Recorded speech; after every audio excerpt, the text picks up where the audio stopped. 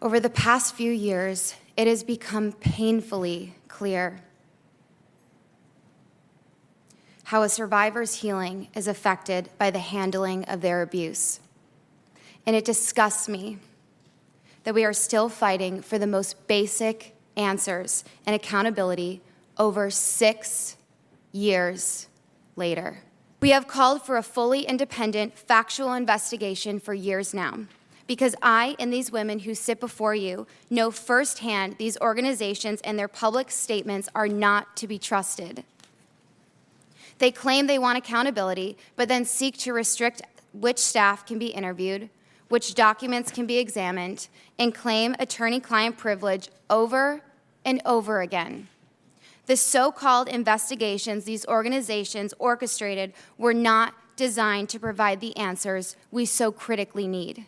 Why are we left to guess why USAG and USOPC deliberately ignored reported abuse?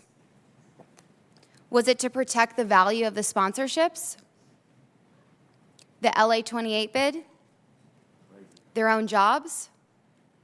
To avoid criminal liability? Perhaps.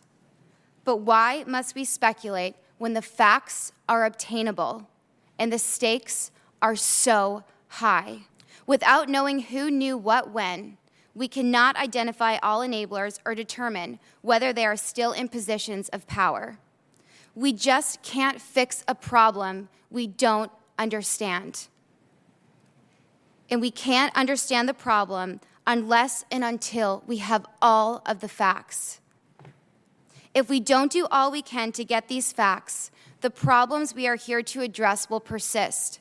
And we are deluding ourselves if we think other children can be spared the institutionalized tolerance and normalization of abuse that I and so many others had to endure.